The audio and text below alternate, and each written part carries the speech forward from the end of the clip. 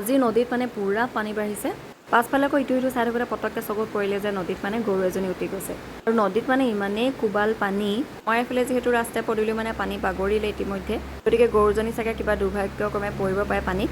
আৰু দেখিছে ইমান বেয়া লাগিছে, গৰুজনী মুঠতে কোনো প্ৰকাৰে মানে মূৰটো দাঙি তাই আছে। কিমান দেৰি বা হ'ল তাতে পানীত পৰা তাই। গৰুজনী জাষ্ট চকুৰ আঁতৰ হৈছে আৰু তাৰপিছত এইফালে দেখিছোঁ যে নাও এখনত 3জন ল'ৰা মানে আহিছে। ইমান ধাৰাসাৰ বৰষুণত আৰু নদীখনত দেখিছেনে পানী কেনেকুৱা কোবত গৈছে। তেওঁলোকে হয়তো গৰুজনীকেই বিচাৰি আহিছে, হয়তো তেওঁলোকৰ ঘৰৰে গৰু হ'ব পাৰে। আৰু এনেকুৱা বানপানী বঢ়া বুলি ক'লে মানুহৰ লগতে মানে জীৱ জন্তুৰ বহুত অসুবিধা হয়। ল'ৰাকেইজনে বা ইমান ধাৰাসাৰ বৰষুণত পাবগৈনে নাই বা গৰুজনী, আৰু গৰুজনীতো বহুত স্পীডত মানে পানীয়ে তাইক সোঁতত উটুৱাই লৈ গৈ আছে। আৰু ল'ৰাকেইজনক কিন্তু মানিব লাগিব, এনেকুৱা পানীৰ সোঁতত মানে তেওঁলোকে নাও লৈ যে ওলাই আহিছে গৰুজনী বচাবৰ কাৰণে, মানে মানিব লাগিব তেওঁলোকৰ জীৱ জন্তুৰ প্ৰতি থকা মৰমটো।